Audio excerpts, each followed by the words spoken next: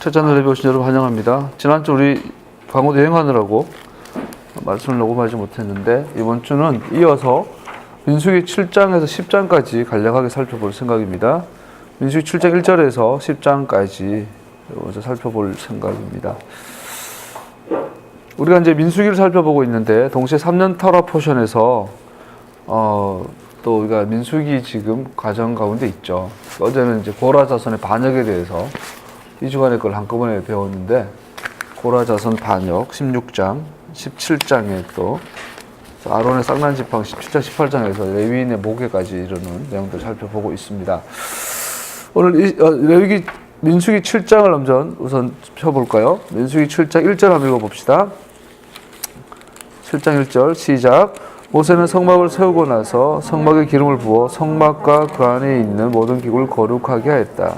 제단과 거기에 따른 모든 기구를 거룩하게 하였다. 자, 모든 기구들 기름을 부어 거룩하게 한 일이 성막을 다 건축하고 나서 이렇게 하는 걸 볼 수 있죠. 그래서 우리가 제2년 첫째 달 7월 1일은 출애굽한 지 제2년 아비벌 첫째 달 1일에 대한 이야기고요. 1일 날 성막을 건축하고 제2년 첫째 달 14일 날 민수기 9장 1절에 나온 내용인데 이제 첫 번째 6월절 광야에서 드린 첫 번째 6월절이고 출애굽하고 나서 두 번째 6월절 이야기 9장에 나오고요. 그리고 나서 한 달 지나가서 둘째 달 1일 날 민수기 1장 1절이에요. 이게 연대기가 좀 엉켜 있죠. 민수기 1장 1절에 보면 인구 조사를 명하고 이제 출발하는 그리고 둘째 달 20일 날 이따가 나온 민수기 10장에 보면 나팔을 불어서 소집을 하고 출발하는 이야기가 나오죠. 그래서 1장에서 10장 사이에 출애굽하지 2년 첫째 달, 둘째 달 이야기가 이게 연대적으로 섞여서 나오는 것을 볼 수 있어요. 오늘 민수기 7장의 내용은 첫째 달 1일, 그러니까 성막을 건축하는 날이에요. 그리고 아비벌 1일은 성막을 세운 날이래요. 성막을 세운 날이에요. 그리고 아비벌 14일은 6월절이 있는 날이죠. 그래서 아비벌 10일 날 되면 6월절 양을 준비하는 날이 되고, 그래서 6월절 전에 있을 하나님의 사이클 안에서 6월절 전에 있었던 큰 사건이 바로 성막을 건축하는, 오늘 우리가 적용이 된다면 6월절 준비하면서 우리는 성전을 새롭게 해야 되겠죠. 전체 사이클에 있어서 한우카가 12월경에 보통 있죠. 한우카가 지나고 나서 한 3개월, 4개월 정도 사이에 6월절이 있죠. 그 사이에 성막이 건축된 것도 볼 수 있죠. 성막 6월절, 초막절과 6월절 사이에 있는 이 겨울 시즌, 아무런 절기 없는 이 시즌에 한 가지 주제가 있는 것을 볼 수 있는데 바로 성전을 새롭게 하는 거예요. 성전을 깨끗게 하고 성전을 재봉헌하고 성전을 건축하고. 예수님께서 우리 몸이 성전이라고 그랬어요. 우리의 몸이 나오스, 지성소라고 그랬어요. 우리 민수기를 배우고 있는데 우리 민수기가 뭐 영어 제목이나 히브리어 제목이 좀 다른데 보통 전통적으로 이 민수기에 대한 히브리 제목이 바미드바르, 광야 안에서 이런 뜻이죠. 근데 이 바미드바르가 이 다바르라는 말씀하다, 하나님 말씀할 때 다바르라는 단어를 쓰는데 이 다바르라는 단어, 그러니까 말씀 안에서라는 뜻도 되는 거예요. 그래서 민수기의 내용은 광야 안에 있는데 동시에 그들은 하나님의 말씀 안에 있는 거예요. 그리고 이 다바르는 어떤 뒷방 이런 의미가 있는데 동시에 지성소를 의미할 때도 쓰인다고 그래요. 그래서 바미드바르, 민수기라고 우리가 번역된, 우리 영어로 넘버스 돼 있죠. 이렇게 인구 조사하는 장이지만 히브리적 이 모세오경 전체 하나로 통일된 관점에서는 민수기야말로 뭐죠? 이스라엘 백성이 드디어 어디로 들어가요? 광야로 들어가요. 다른 말로 하면 어디로 들어가요? 하나님 말씀 안으로 들어가요. 더 구체적으로 말하면 어디로 들어가요? 지성소 안으로 들어가는 이야기. 우리가 다윗을 기억해요. 다윗의 인생 가운데 가장 아름다웠던 시가 대부분이 언제 다 쓰여졌다고 그러죠? 광야에서. 쫓겨날 때.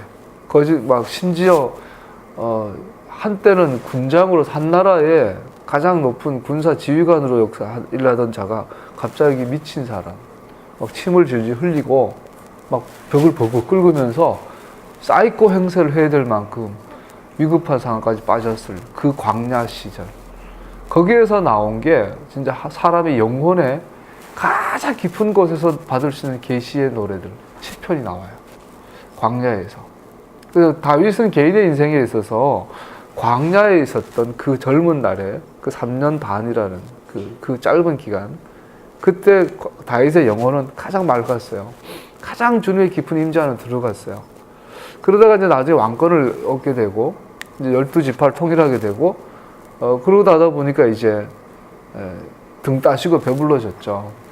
그리고 어느 날 저녁 선언을 할 때에 장군들은, 자기 부하 장수들은 다 전쟁하러 목숨 걸고 나갔을 때 자기는 그냥 뒷짐지고 어슬렁거리다가 옆집 아줌마가 목욕하는 거 보고 눈이 혹해서 그 바세바를 취하게 되죠.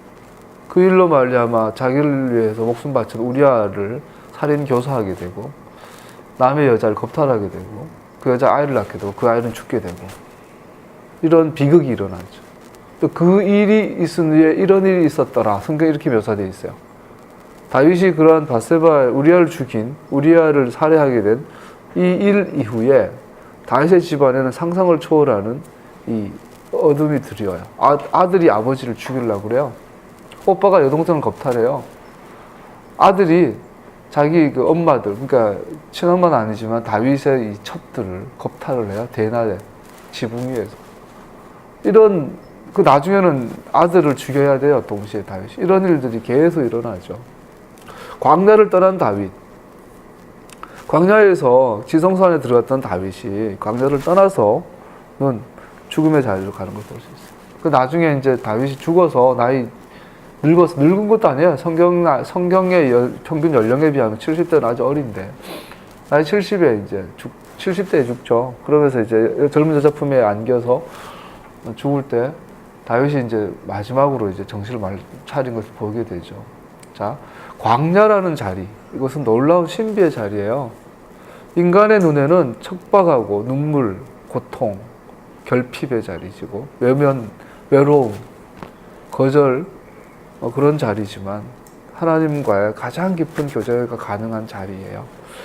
예수님께서도 공생애 시작하시기 전에 40일 동안 광야로 나가시죠. 그래서 광야에서 40일 동안 세상 금식, 세상과 단절하시고 하나님 안으로 미드바로 하시죠. 말씀 안으로.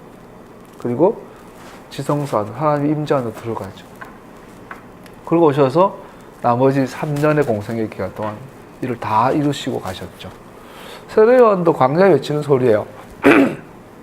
세례요한은 이제 낙대 털옷을 입고 메뚜기 석청을 먹으면서 지팡이 하나 짚고 광야에 외치는 소리였어요. 바미드바르에서 광야에서 살다가 광야에서 죽었어요. 이 세례 요한이에요. 그 예수님께서 사람이 난 자 중에 가장 큰 자다. 인간이 들어갈 수 있는 가장 깊은 내소, 인간이 들어갈 수 있는 가장 깊은 지성소로 들어간 자가 세례 요한이다라고 말하는 거죠. 그 세례 요한이 이 땅에서 예수님, 하나님이 오시는 길을 예비하는 자가 되죠. 우리는 할렐루야. 우리 민수기를 공부하면서 우리는 이 광야를 잊으면 안 돼요. 근데 광야는 너무 힘들어요. 난 개인적으로 내 인생이 광야라고 생각을 해요. 동시에 여러분들도 함께 참 결핍의 시대예요. 이 광야에 오니까 가장 힘든 게 외로움이에요. 외로움. 아무도 알아봐 주지 않는 게 아니라 인정받지를 못하는 거. 가는 곳마다 오해받고, 가는 곳마다 버림받고, 거절당하고. 이제는 뭐 기대 자체를 안 하게 돼요. 누구를 만나도. 심지어 여러분들한테 기대 안 해요. 뭐, 갈 때 되면 가겠지. 그런 마음이 들죠. 이 광야는 정말 뭐랄까, 죽음의 자리예요. 내가 사라지는. 뭐 싫든 좋든 자기를 부정하게 되는 자리예요. 여기에서 새록새록 솟는 게 있어요. 이게 정말 절망의 자리. 어떤 고라에 대해서 배우지만 고라의 영이 반역하는, 하나님의 그 선택에 대해서 거역하는, 진짜 고라가 내 속에 수백 마리가 살고 있는 걸 발견해요. 하나님에 대한 불평, 불만, 불신, 살아 계십니까? 나와 함께 계신 건 난 못 믿겠습니다. 달 밝은 밤에 그대는 주님은 어디 계신가요? 나를 기억하신가요? 불러도 대답 없는 이름이요. 수없이 주님을 향하여 고라의 이 자리에 서죠. 근데 감사하게도 새록새록 순간순간 뭐 길을 가다 밥을 먹다가 문득 하나님의 말씀이 와요. 근데 그게 참 그때 주시는 그 말씀 하나하나가 성경을 하루에 3시간, 4시간 읽을 때보다 더 깊은 핵심을 팍 찌르는 걸 보게 돼요. 정말 광야는 말씀의 자리구나. 여러분 뭐 본문 들어가기 전에 광야를 떠나지 마십시오. 우리 인간은 스포트라이트를 받고 칭찬받고 존경을 받고 부와 명예, 따뜻한 집, 좋은 차, 사람들의 칭찬, 사람들의 환영을 받기 시작하면 100이면 100인 것 같아요. 100이면 100, 다바르가 끊어지고 광야를 떠난 순간 미트바르 하나님의 말씀을 떠나게 되는 걸 보게 돼요. 참 무서운 거예요. 오늘날 너무나 이 물질 만능, 그 천박한 천민 자본주의가 장악한 이 자본주의 사회에서 이 광야는 우리에게 너무나 많은 것을 말씀하고 있죠. 여러분과 영의 광야를 떠나지 않기를 축복합니다. 믿음의 광야 안에 있어야 돼요. 이 바비드바르. 그래서 7장을 읽었는데 7장 1절 보면 7장에 나온 내용들은 성막을 봉헌하는 제단을 봉헌하는 이야기가 7장 1절에서 8장 9절까지 나오죠. 출애굽기 40장 1절에 성막을 세운 날, 곧 제2년 1월 1일로 돌아갑니다. 7장, 민수기 7장은요. 본 이야기의 목적은 백성들이 성막 건축을 위해 필요한 물품을 드리는 일에 매우 후하였다라는 것. 테루마. 어제 우리가 배웠어요. 고라가 반역하는 이야기가 있고 하나님께서 고라를 향하여 극도로 진노하시죠. 그리고 고라를 산채로 땅을 갈아서 오늘 막 싱크홀을 만들어서 없애버리시고 그를 추정하다 그게 전염된 14,700명인가요? 그들에게 전염된 자를 그 자리에서 하나님께서 전멸하시죠. 그때 대제사장 아론이 이 향단을 들고 산자와 죽은 자 가운데 섰을 때 전염병, 연병이 멈추죠. 그러고 나서 그들에게 첫 번째 명령한 게 뭐예요? 11조예요. 니들이 인정하지 않는 레위인을 위하여 11조를 내라. 니들의 11조를 레위인이 먹고 살 것이다. 니들이 인정하지 않는 아론과 그의 아들들을 위하여 11조를 내라. 레위인의 11조를 통해서 아론과 그의 아들들이 먹고 살게 될 것이다. 못을 박아버리는 것. 니네들이 아론의 권위와 레위인의 선택, 구별된 하나님의 선택을 인정하지 않으면 나는 이거 우상 숭배를 간주하겠다. 그걸 전멸시켜 버리셨어요. 그러고 나서 무서우니까 이제는 잠잠했었을 때 하나님께 못을 박죠. 돈 내. 여러분, 이게 돈이라는 게 마음이잖아요. 내가 미워하고 인정하지 않은 사람들 돈 쓴다는 것은 정말 어려울 거거든요. 그것은 죽음의 이거는 자기 부정을 넘어야 되잖아요. 지금 금방 고라가 반역했어요. 금방 아론과 그 아들들과 레위인을 하나님 선택하신 것에 대해서 이제 인정을 못 하겠어. 그것 때문에 몇만 명이 죽었어. 그랬는데 하나님께서 오셔서 돈 내라는 거예요. 레위인 먹여 살리고. 니도 오늘은 레위인 먹여 살게 해줄 거라는 거. 이거는 뭐예요? 의무적인. 과거의 11조는 의무적이었어요. 근데 오늘 제단을 봉헌하는 얘기가 나와요. 여기에 풍성한 제물을 드려요. 성막을 건축하게 되는 이 제단을 봉헌하기 위해서 많은 제물을 드리는데 이것은 의무적이지 아니었어요. 의무적이 아니라 이것은 자원 제물이었어요. 이거는 그냥 내가 원해서 드린 오퍼링이에요.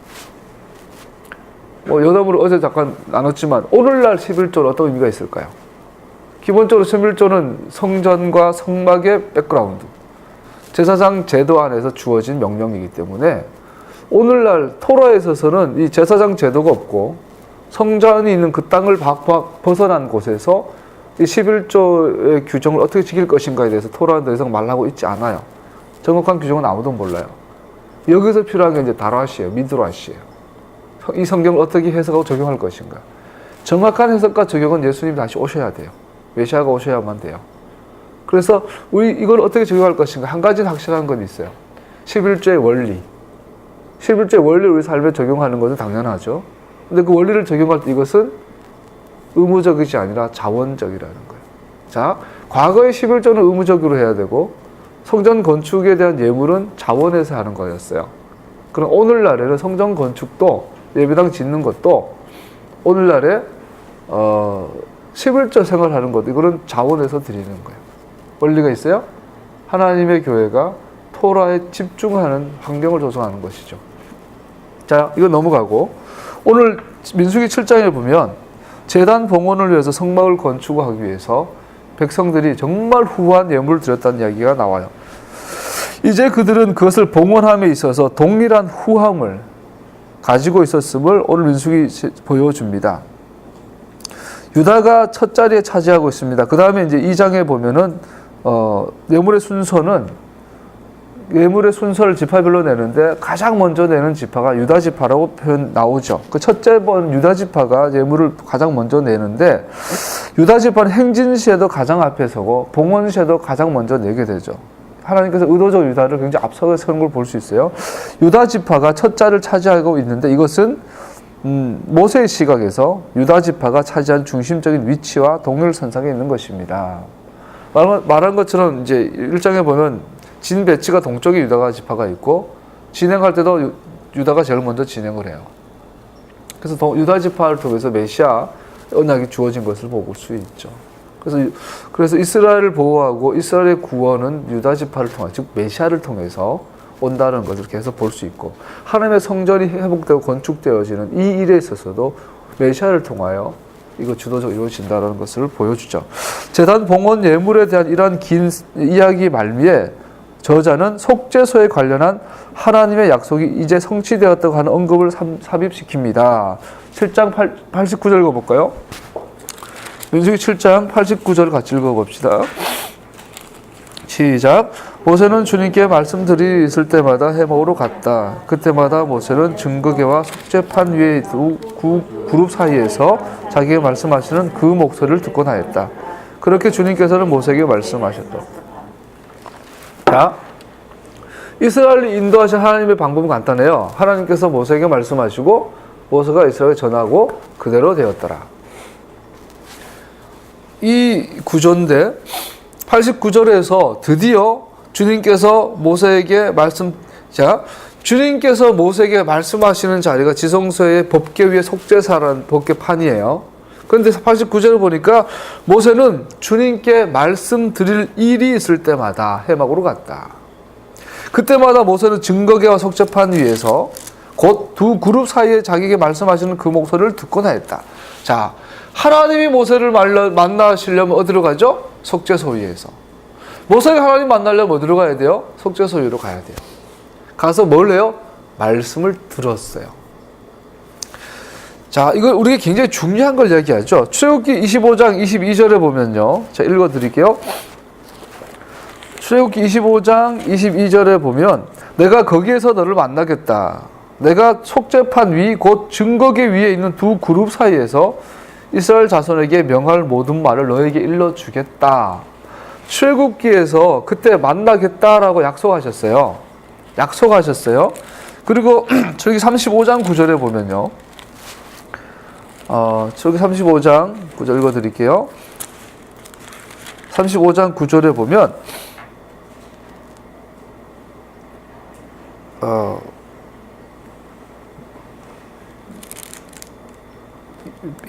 잘못 찾아놨네. 같은 이야기가 나와요. 속죄소 덮개를 만드는 것 언급하면서 두 그룹 사이에서 하나님 모세와 더불어 말씀하셨던 약속이 또 출애굽기 39장에 나오죠. 거기서 내가 너와 만나고 속죄소 위 곧 증거궤 위에 있는 두 그룹 사이에서 내가 이스라엘 자손을 위하여 내게 명할 모든 일을 내게 이르리라. 출애굽기 35장에도 이 말씀이 나와요. 자, 그러면서 출애굽기에는 그곳에서 내가 너에게 말하고 너를 만나겠다고 약속하셨는데 그 약속의 성취가 어디서 이루어지죠? 민수기 7장에서 이루는 걸 볼 수 있어요. 아까 읽었던 민수기 7장 89절에서 모세는 주님께 말씀들이 있을 때마다 해막으로 갔다라고 말씀하고 있죠. 자, 다시 말합니다. 아까 민수기의 제목이 바미드바르, 광야 안에서, 다른 말로 말하면 말씀 안에서, 다른 말로 말하면 지성소 안에서, 더 구체적으로 말하면 뭐죠? 속죄소 판 위에서. 출애굽기에서부터 계속 약속되어져 내가 거기에서 너를 만나고 거기에서 너에게 말하겠다 했던 그 약속의 자리, 속죄판의 자리, 지성소의 자리에서 드디어 모세가 하나님을 만나고 하나님의 음성을 듣고 하나님과 대화를 나누고 하나님께 말씀을 드리는 자리가 성취된 이야기가 민수기에 나오죠. 이것을 오늘날 읽었던 민수기 7장 89절에 그 자리에서 모세가 하나님을 만나고 말씀을 듣는 것이 성취가 되어지는 이 이야기가 바로 민수기의 주제가 되는 거죠. 어제 우리가 고라에 대해서 이야기 나누면서 하나 질문을 했어요. 여러분, 하나님은 거룩하시다 기억하시는가요? 하나님이 거룩하다는 말이 무슨 말일까요? 그러면 하나님은 거룩하지 않을 수도 있다는 얘기일까요? 우리가 보통 거룩하다 그러면 죄 안 짓는 걸 얘기하죠. 그죠? 더럽지 않고, 추악하지 않고, 악하지 않고, 거룩하시. 우리는 하나님이 거룩하시다 그러면 자꾸 도덕적으로 생각을 해요. 주님은 자비로우시고, 사랑이 많으시고, 용서해 주시고, 막 더러운 거 싫어하시고, 피 같은 거 싫어하시고, 막 죽이는 거 미워하는 거 싫어하시고, 그런 분이라고 생각을 하죠. 맞는 말이긴 해요. 그러나 거룩하다라는 말은 단순히 그런 윤리적인, 도덕적인, 고차원적인 영적인 걸 말하는 게 아니죠. 자, 우리가 보통 거룩하다가 동실되는 게 구별되다는 거잖아요. 구별되다라는 거. 여러분, 결혼은 거룩해요. 왜죠? 지구상에서 나는 한 여자랑만 결혼할 수 있어요. 지구상의 반이 여자인데 나는 이 여자를 향하여서만 내가 구별되는 거예요. 난 이 여자를 향하여 나는 거룩한 존재예요. 반대로 부인도 마찬가지예요. 여자가 있는데 이 지구상에 많은 남자가 있는데 내가 한 남자만 결혼해요. 그래서 그 남자를 향하여 나는 구별된 거예요. 아내로. 그러면 난 그 남자를 향하여 거룩한 여자가 되는 거예요. 그래서 서로가 만약에 음란을 행하면 어떻게 돼요? 바람을 피우면 거룩함이 깨어지는 거죠. 하나님의 나라와 이 우리 가정의 모습은 정확하게 일치해요. 이 거룩이라는 이야기로. 하나님이 거룩하시다는 이야기라면 구별되었다는 이야기예요. 그런데 이게 말이 안 되잖아요. 하나님은 영원토록, 영원 전부터 영원까지 홀로 하나이신 분이세요. 하나님이 안 계셨다면 여러분, 인간은 존재하지 않아요. 세상은 존재하지 않아요. 천사도 존재하지 않아요. 하나님이 안 계시는 세상은 상상을 못하죠. 우리는. 어젯밤에 집에 가다가 애들 다 차에서 내려줘. 주차장에서 그게 남자의 그 시간이 있어. 남자애가 대부분 제일 좋아하는 시간이 자기 차 안에 있는 시간이죠. 혼자만이죠. 나는 요즘 즐기는 게 주차장에서, 아파트 주차장에서 애들 다 들어가라고 보내고 와이프도 보내고 혼자 주차 시켜놓고 5분의 시간 탁 이제 의자를 시켜놓고 앉아서 누워서 잠깐 있는 시간. 겨울바람 막 지나가고. 어제 내려놓고 춥죠. 엔진 다 끄고 차 문 잠그고 혼자 탁 누워서 고개를 들었는데 하늘에 별이 반짝반짝 하더라고. 그러면 딱 드는 생각이 뭐냐면, 야, 하나님 어디 계실까? 저 우주가 어마어마하게 넓고, 지금 뭐 과학이 발달할수록 우주는 더 커지죠. 그죠? 우리의 과학이 발달하면 할수록 우주가 더 커져요. 우리가 알면 알수록 우주는 더 커요. 야, 하나님 우주를 만들었으니까 최소한 하나님 우주 밖에 계시겠네. 하나님이 크신데 최소한 우주보다는 크시겠네. 우주를 만들었으니까. 야, 어마어마하신 분이에요. 상상이 안 돼요. 근데 그 순간에 딱 드는 마음이 있었어요. 딱 드는 생각이, 근데 주님이 내 안에 계시다는 거죠. 그 하나님이. 내가 부르시면 쫙 멀리 있어서 그 성능 마이크로, 앰프로 소리를 질러도 들을까 말까 못 듣는 그 멀리 계신다고 생각하는 그분이, 내가 주님 하면 그냥 들어주시는 내 안에 계신, 야, 하나님 내 안에 가까이 계시구나. 이런 마음이 들더라고요. 뭔 말 하다가? 자, 하나님이 거룩하시다 그래요. 거룩하신 하나님이 속죄소 얘기하고 하면서 말하고 있어요. 거기서 내가 너희 말하겠다. 거기서 너를 만나겠다 하셨는데, 하나님이 거룩하시다 말은 하나님 구별됐다는 말이고, 구별됐다라는 말씀은 무언가 비교 대상이 있어야 되잖아요. 하나님은 비교할 수 없는 분인데 어떻게 구별될 수 있죠? 그때 간단해요. 하나님은 말씀으로 말미암아 자신을 구별하셨어요. 하나님이란 분이 계세요. 근데 하나님께서 우리에게 자기를 구별하셔서 어떻게 해요? 약속으로. 하나님은 약속의 하나님으로 우리를 구별하신 거예요. 하나님 말씀하심으로 말미암아 당신을 거룩하게 구별하신 거예요. 그래서 우리는 이것을 가지고 하나님 신실하심이라고 그래요. 하나님 헤세드라고 그래요. 하나님이 말씀하시고 이 말씀에 신실하세요. 이것이 우리에게 은혜예요. 이것이 우리에게 안도감을 주는 거예요. 그분은 변하지 않으시는 분. 이게 그분의 거룩하심이에요. 즉 하나님이 거룩하시다라는 말씀은 하나님 말씀하시는 분이시라는 뜻이에요. 즉 하나님이 거룩하시다라는 말씀은 하나님은 말씀하시는, 즉 하나님은 약속하시는 분이시라는 뜻이에요. 결론적으로 하나님은 거룩하신 분이십니다 라고 하는 말씀은 하나님은 약속하시고 그 약속을 변개치 않으시고 반드시 지키시는 분이시란 뜻이에요. 할렐루야. 그 약속을 우리 가운데 구체화시킨 게 아브라함의 언약이에요. 그 언약의 핵심이 땅에 대한 약속이에요. 이스라엘의 회복이에요. 우리는 자꾸 죽으면 천국 간대요. 아니에요. 주님께서는 그 땅을 말씀합니다. 창세기 1장 1절에서도 주님은 그 땅을 바라보셨어요. 그리고 이 땅을 천지를 만드시고 그 땅을 향하여 뭐예요? 빛을 비춰라. 물은 사라져라. 토부한 땅, 마른 땅을 준비해라. 그 땅 가운데 생육하고 번성해라. 말씀하신 거예요. 주님은 사람을 만들기 전부터 땅을 예비하셨어요. 그 땅을 아브라함에게 약속하신 거예요. 주님은 이 약속으로 말미암아 당신이 거룩하신 분이신 거예요. 그래서 하나님, 우리가 하나님 앞에 나아갈 때 기본이 뭐예요? 하나님의 말씀을 듣는 거예요. 그분의 약속을 듣는 것이에요. 할렐루야. 그리고 일주일 신앙생활 가운데 가장 중요한 샤밧의 하루 일과 가운데 가장 중요한 게 토라 리딩이에요. 토라를 듣는 거예요. 오늘 모세가 미드바르 민수기 안에서 성막을 건축하고 이제 드디어 너와 내가 여기서 만나자. 내가 거기서 너에게 말하리라. 나는 거룩한 하나님이다. 이스라엘아, 내가 이 약속을 이스라엘 너네 민족에게 주었으니까 내가 이 약속을 향하여 거룩하니 너도 거룩하여. 할렐루야.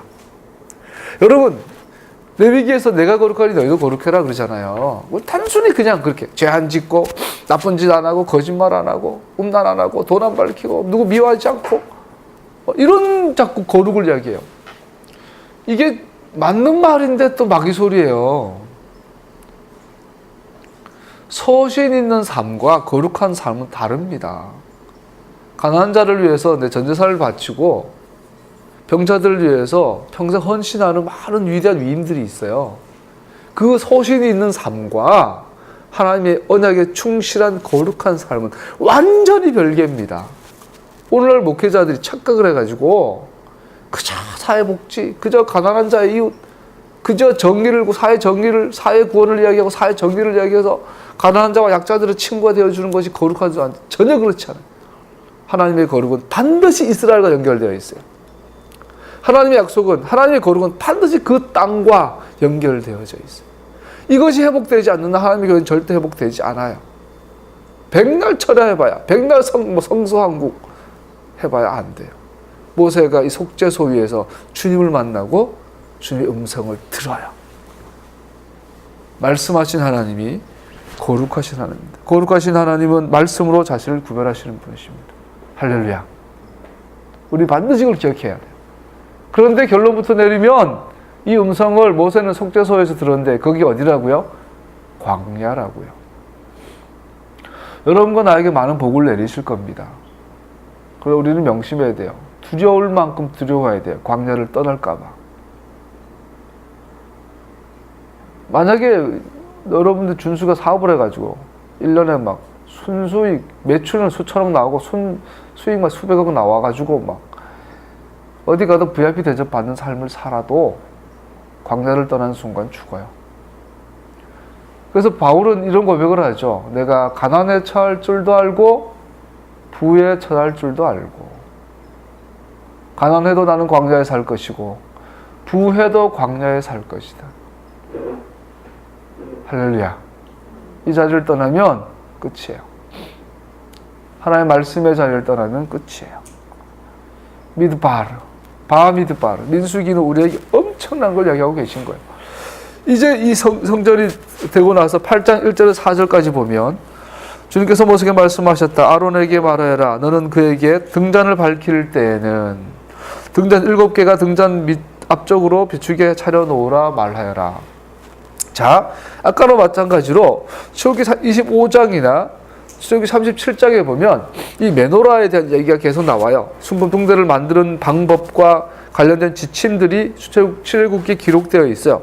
그거 출애굽기 37장에 보면 이 메노라가 이미 다 만들어졌다는 이야기가 기록되어 있어요. 그런데 거기에 불 붙였다는 기록이 없어요. 드디어 민수기 8장에서 만들어진 메노라에 불을 붙였다는 이야기가 나오는 거죠. 지금까지 어떤 본문에도 그 등대에 불을 붙이는 것에 대한 전혀 언급되지 않고 있습니다. 오늘 이 본문에서 기다리다가 성막 본문의 한 부분으로 그것이 점화되었음을 지금 우리에게 이야기하고 있는 것입니다. 자, 메노라가 불을 붙이는 가장 첫 번째 목적이 뭘까요? 메노라가 있는 곳은 지성소 들어가기 전에 성소의 단계예요. 성막들에서 성소를 지나 지성소로 가는데 그 지성소에 뭐가 있다고요? 속죄소. 하나님의 말씀하시는 자리가, 미팅 플레이스가 거기에 있어요. 그 다발의 자리가 있어요. 이 다발의 자리까지 들어가려면 성소를 통과해야 되는데 성소를 밝힐 수 있는 단 하나의 빛, 메노라. 이 빛이 뭘 비추고 있죠? 앞에 분향단이 있고 그 오른쪽에 떡상이 있어요. 분향단도 비추고 떡상도 비추지만 근본적으로 이 메노라는 동쪽에서 들어가서 동북, 서쪽에 있군요. 서쪽에 있는 메노라가 북쪽에 있는 떡상을 비추고 있는, 떡상은 뭘 의미하나요? 우리가 매주마다 할랄빵을 배우죠. 할랄빵. 우리가 샤bat 때마다 할랄빵을 먹어요. 이 빵의 기원이 어디죠? 바로 하늘에서 내린 만나죠. 그래서 만나가 내리면 모세를 향해 명령하셔서 이 만나를 갈아서 붙여서 빵을 만들어요. 이걸 칼날빵이라고 하죠. 이 빵을 성막에서 하나님께 드렸어요. 번제단에 드렸고 지성소에 놨어요. 그런데 민수기 15장인가요? 너희가 그 땅에 들어가면 그 땅의 소산물로 말미암아 몰려 하나님께 곡식 제사를 드리는, 번철에 붙여서 이게 칼날빵을 드려야 돼요. 광야에서 하늘에서 내리던 만나가 이제는 약속의 땅에 들어가서 그 땅의 소산물로 드리는 할랄빵으로 바뀌었고, 오늘날 샤bat 때마다 먹으면서 우리는 그것을 기억하는 거예요. 그래서 성막과 성전에 들었던 이 떡상에 있는 빵은 바로 하늘에서 내려오는 떡, 생명의 떡을 의미하죠. 이 떡, 예수님께서 내가 생명의 하늘로 내려온 산 떡이라고 그러셨어요. 생명의 떡이라고 그러셨어요. 이 떡이 상징한 건 뭘까요? 이스라엘과 하나님이 시내산에서 만나요. 시내산에서 만나서 언약을 맺고요. 이스라엘의 70인 대표가 시내산의 중턱까지 올라가서 하나님을 보며 먹고 마셨더라. 바로 식탁 언약을 의미하는 거죠.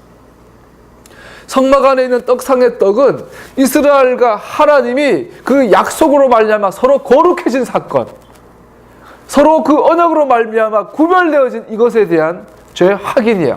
그래서 이 떡에다가 뭘 뿌립니까? 소금을 뿌려요.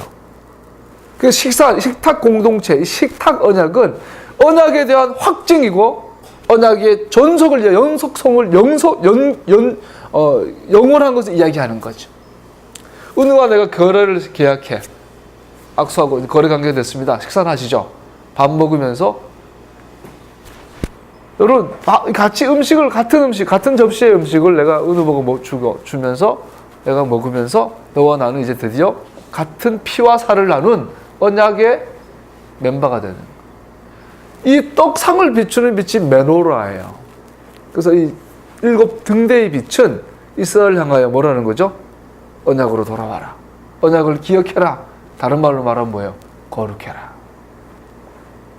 할렐루야.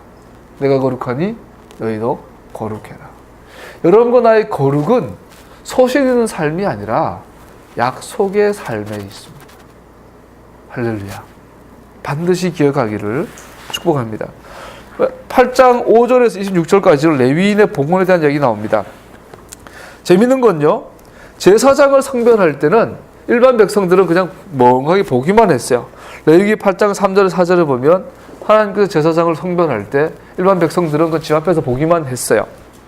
그러나 여기에서 이스라엘 백성들은 레위인을 봉헌함에 있어서 성별이 진행되는 동안 그들의 손을 그들 위에 놓음으로 중심적인 역할을 맡습니다. 8장 10절 읽어볼까요? 민수기 8장 10절 시작. 내가 레위 사람을 주 앞에 세우면 이스라엘 자손이 레위 사람에게 그들의 손을 얹을 것이다. 자, 이스라엘 백성이 있어요. 레위 지파가 있어요. 그리고 아론의 아들들이 있어요. 아론의 아들들을 구별할 때는 일반 백성들은 그냥 멍하게 보기만 했어요. 그러나 레위 지파를 구별할 때는 이스라엘 백성들이 와서 거기에 안수를 해야 돼요. 손을 얹어서. 직접적인 헌신인 것을 볼 수 있죠. 자, 레위를 구별하는.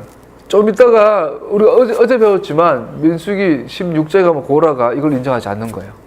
아니, 하나님, 내가 아론보다 못한 게 뭐 있냐고. 레위 저놈들은 그 화려한 성막에서 성전 짓고 우리는 그놈들이 먹을 그 음식이나 양이나 준비해주고 보이지 않는 곳에서 일해야 되고, 이것이 고라의 반역이에요. 오늘 이 레위인을 선택하시는 것, 하나님의 선택이죠. 여기서는 우리에게 이제 순복하는 것이 배워져. 나중에 고라 하면서 배우겠지만, 고라가 놓치고 있는 게 뭐예요? 인간의 기능적인 면에 있어서 아론의 기능이 있고 레위인의 기능이 있고 무명의 이스라엘 백성의 기능이 있지만, 하나님이 그 받으시는 가치에 있어서 동일하다는 거죠. 아론이 대속죄일 날 엄청난 화려한 옷을 입고 제사를 집전하고 거룩한 세마포 옷을 입고 성소에 들어가서 거룩한 일을 막 공개적으로 하니까 전 민족이 아론만 바라보는 정말 슈퍼스타 아니에요. 그 아보다 섬김이나 그 아론이 떡을 바꿀 때 그 떡을 구웠던 무명의 어떤 백성들이 있겠죠. 그 떡을 굽기 위해서 누가 농사 지었겠죠. 그 농사 지었던 무명의 이스라엘 백성이 있겠죠. 그 농사를 짓기 위해서 누군가 물을 댔겠죠. 물을 대기 위해서 뜨거울 때 물바가지 퍼올렸겠죠. 잡초를 뜯는 사람이 있었겠죠. 이런 거 하나하나가 뭐라고요? 성막을 섬기는 아보다라는 거.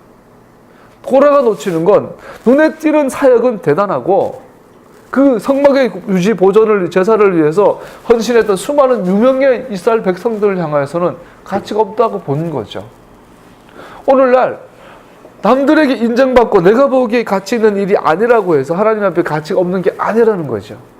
이것을 놓친 것이 고라의 영의 반역의 시작이었어요. 레위인을 구별하는 것은 차별이나 불평이 아니었어요. 그건 하나님의 통치 질서를 위한 주권적인 선택이었죠. 우리는 그래서 하나님의 눈으로 하나님의 통치의 질서의 전체를 볼 필요가 있어요. 오늘날로 말하면 목회자, 성직자와 평신도의 구별이 있는가? 기능상으로 있어야 되겠죠? 설교하는 자가 따로 구별되어 있어야지 다 설교한다고 나서면 우후죽순 난장판이 되겠죠. 제대로 하나님의 말씀을 가르친 자가 있고 교회 청소하는 자가 있고 뭐 이런 자들 나뉘어져 있는데 하나님 보시기에 똑같은 아보다라는 거죠. 오늘날 레위인을 구별하신 주님을 보게 됩니다.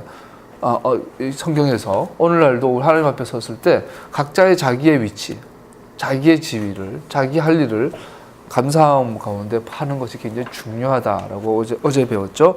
그 다음에 9장 1절 14절까지는 6월절에 나옵니다. 6월절에 나오죠. 9장 볼까요? 9장 1절 2절 읽어봅시다. 시작. 이스라엘 자손 이집트 땅에서 나온 이듬해 첫째 달에 주님께서 시내 광야에서 모세에게 말씀하셨다. 이스라엘 자손은 정해진 때 6월절을 지켜야 한다. 자, 정해진 때가 언제요? 아비벌 14일. 아비벌 1월 1일 날 성막을 건축하고 14일 날 6월절을 지키는데 문제는 여기서 그게 나와요. 14일 날 여행 중이거나 부득이하게 시체 옆에 있었다거나 이렇게 돼가지고 6월절 못 지키는 자가 나오더라는 거예요. 부정한 자. 그랬을 때 처음에 규정에는 여기에 대한 하나님 말씀이 토라에는 없어요. 그래서 어떻게 해요? 이게 적용하려니까 6월절에 토라 율법을 적용하려고 보니까 이게 문제가 생긴 거야. 그래서 방법을 어떻게 쓰죠? 백성들이 모세에게 건의를 해요. 모세가 하나님 앞에 나아가서 주님 이런 경우인데 어떡할까요? 그랬더니 하나님께서 모세야 그런 자들을 위해서 한 달 뒤에 2월 14일 날 한 번 더 6월절을 지키도록 도와줘라. 이것은 우리에게 뭘 의미할까요? 다시 말합니다.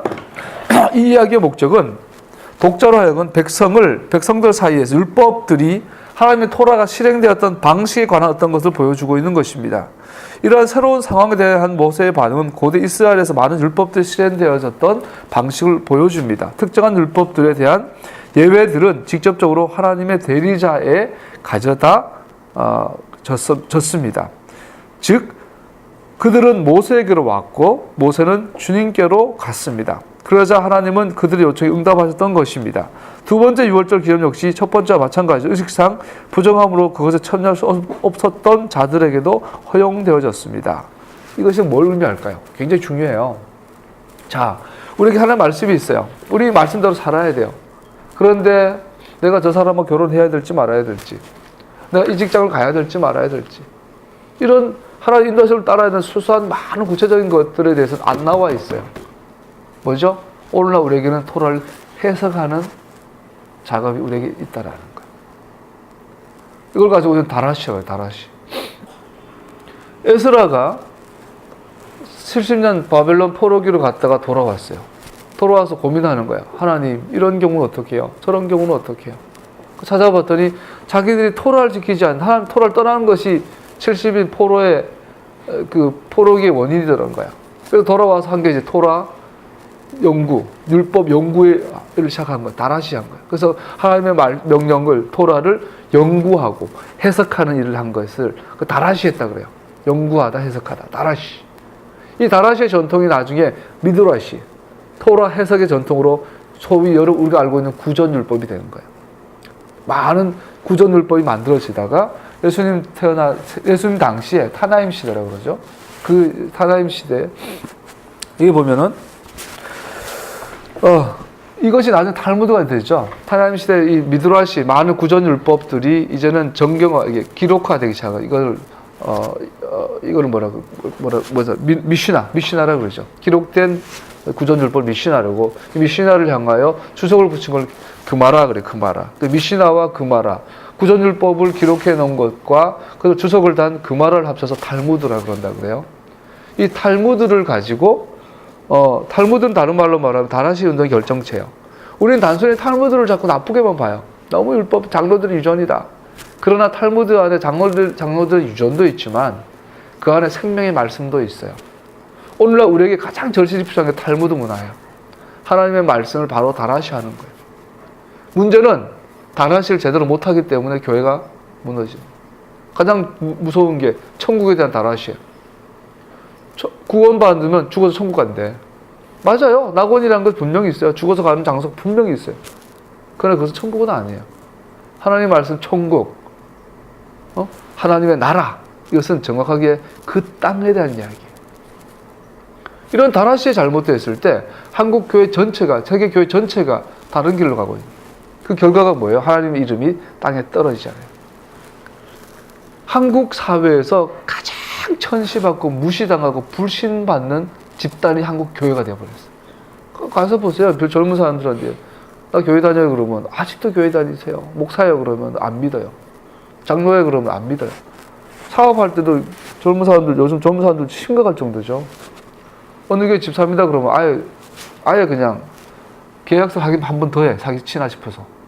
어디 교회 간다 그러면 다 반대예요. 화상터 오는 거랑 교회 오는 거랑 똑같이 취급해요. 사회 혐오 시설이었어요, 교회가. 왜죠? 다나시를 실패해서 그래요. 하나님의 말씀을 삶에 해석하고 적용하는 거 실패한 거예요. 주님께서 오셔서 뭐라고 그러십니까? 나는 토라를 완성하러 왔다. 나는 하나님의 토라를 바르게 해석하러 왔다. 그 당시 장로들의 유전을 했던 그들은 하나님의 토라를 잘못 해석해요. 즉 하나님의 토라를 폐한 자가 돼요. 주님은 토라를 바르게 해석하는, 완성하는 자로 오신 것을 볼 수 있죠. 자, 그러면서 우리에게 가장 필요한 건 뭘까요? 유대교회에 보면 시대별로 주got 시대, 타나임 시대, 아모라임 시대 세 개로 나누는데요. 이 주got, 타나임, 아모라임 시대로 이렇게 내려오면서 최종 결정본의 탈무드라는 이 다라시 문화가 일어나죠. 원래 우리 가장 절실한 문화가 뭘까요? 탈무드를 나온 정신은 고착되어 있지 않습니다. 변화된 환경에 지속적으로 반응하는 끊임없는 변화와 탐구의 정신이었습니다. 오늘 한국교회는 어떻습니까? 성경을 우상 삼아 있지 않습니까? 역사를 통해 배운 지혜를 삶에 적용할 때 그 지혜는 참 지혜가 되리라고 봅니다. 우리가 유대교의 경전인 탈무드에서 배울 것은 탈무드의 내용 자체보다 탈무드를 나온 정신에 있다고 할 수 있습니다. 다라시 정신이에요.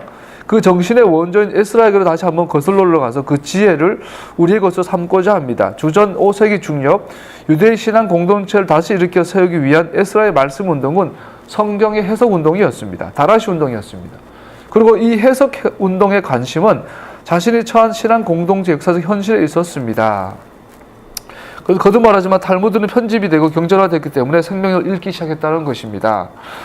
우리는 탈무드, 하나님의 성경 해석을 경전화하고 편집되어져서는 아니에요. 살아있는 삶의 적용으로 현장과의 대화를 통한 해석의 개방성이 닫히고, 그래서 우상화되었던 탈무드의 이 전철을 밟지 말고 우리의 삶에 하나님의 말씀에 대한 바른 해석의 운동이 일어나야 한다라는 거죠.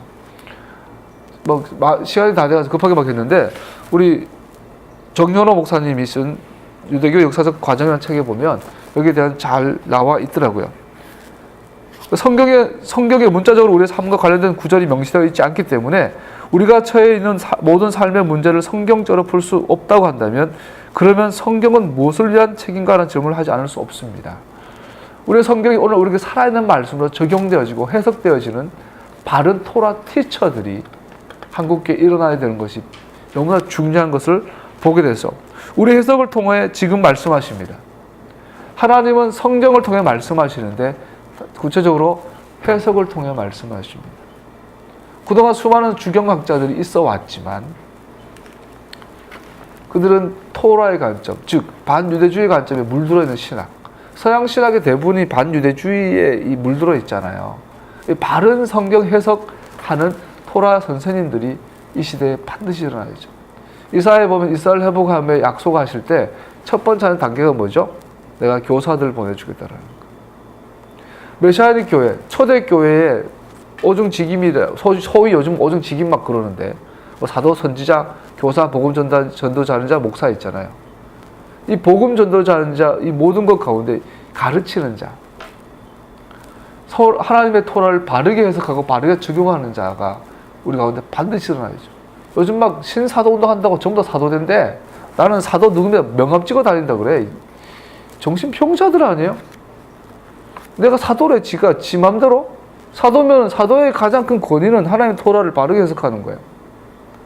안식일 규정도 제대로 이해하지 못하는 게 뭔 사도야? 6월절도 제대로 이해하지도 않고 지키지도 않고 코셔도 지키지 않는 게 지가 사도래. 신사도운동, 이거 아주 웃기는 짬뽕들이죠. 여러분, 오늘날은 정말 바른 사도와 선지자, 한마디로 말하면 토라 해석가들이에요. 오중지금 한마디로 말하면 토라 티처예요. 오늘날 그러한 자들이 일어나야 돼요. 안타까운 걸 많이 봅니다. 한국 메시아닉 운동이 이제 조금씩 들어와요. 남들은 뭐 메시아닉 교회도 세워지고 우리 교회처럼 뭐 이런 교회도 생기고 메시아닉 뭐 세미나도 생기고 토라 뭐 스쿨도 생기고 해요. 근데 참 정말 많은 기도해야 될 것 같아요, 여러분.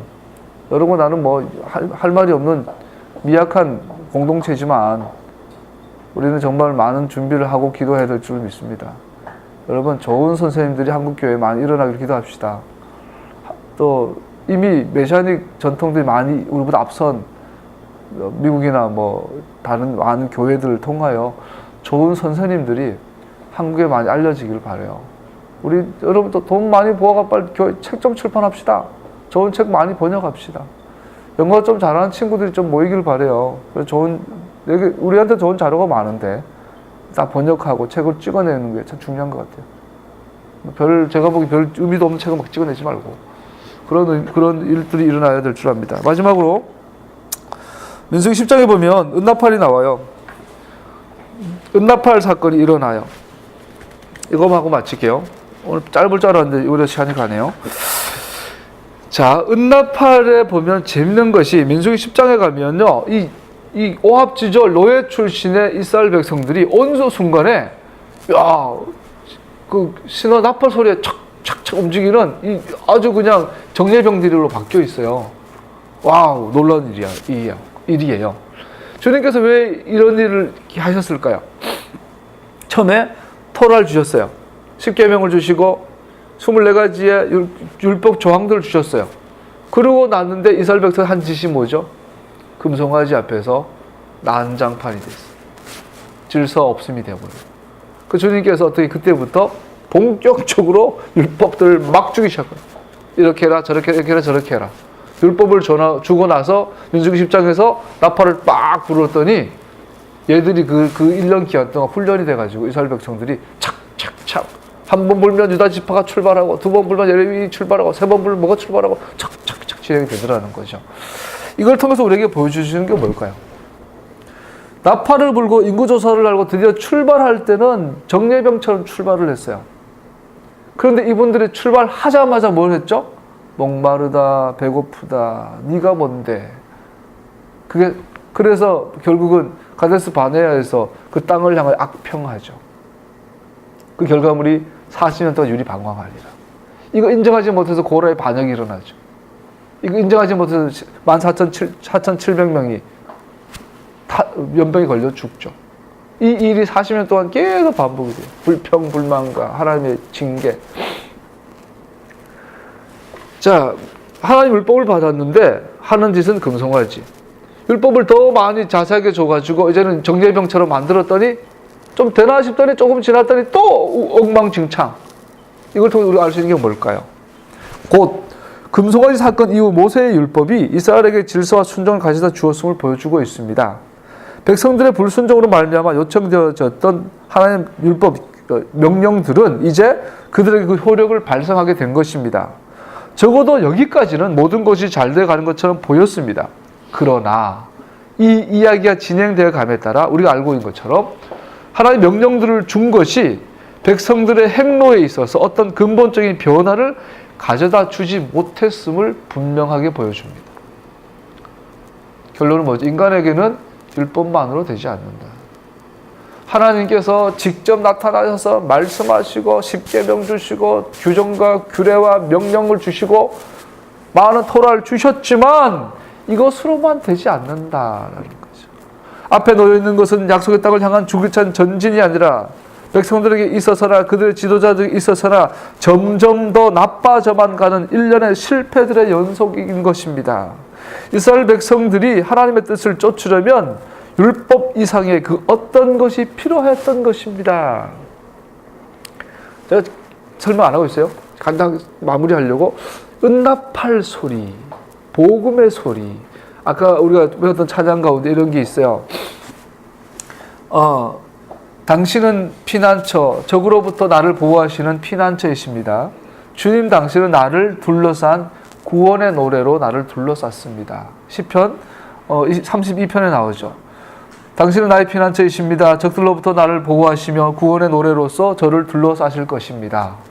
구원의 노래, 베슈레이 예슈아, 테스 오브 베니, 베슈레이 예슈아. 당신은 나를 예슈아의 노래로 둘러싸십니다. 우리에게는 율법 그 이상의 무엇이 필요한 거예요? 뭐예요? 예수님, 메시아, 그분의 희생이 필요한 거예요. 그걸 은혜라 그래요. 은혜. 율법으로 구원받지 않고 주님의 은혜로 구원받는 하나님 희생이 필요한 것을 오늘 민수기를 통해서 또 볼 수 있게 되는 것이죠. 할렐루야. 마지막으로 10장 11절 36절에 보면 민수기 10장 11절에 보면 드디어 시내산에 출발합니다. 이것은 출애굽한 2년 둘째 달 20일이 됩니다. 그들은 무교절 기간 가운데 출발한 이야기가 나오죠. 말씀을 여기서 마무리하겠습니다. 오늘 민수기에 대해 조금 나눴습니다. 이 광야에서 또 하나님의 말씀 안에서 또 하나님의 지성소 안에서 그 자리에 나가기 위한 메노라의 빛, 떡상의 언약, 하나님 언약에 신실하신 거룩하신 하나님, 그리고 하나님께 받은 명령과 규례와 법도는 우리의 필수적이고 반드시 지켜야지만 거기에 대한 바른 해석과 적용의 문제들, 또 결론적으로 그 모든 것을 넘어서서 그 이상의 우리에게 필요한 하나님의 은혜, 나무에 달린 소위 십자가의 은혜가 우리 절실히 필요한 것을 살펴보았습니다.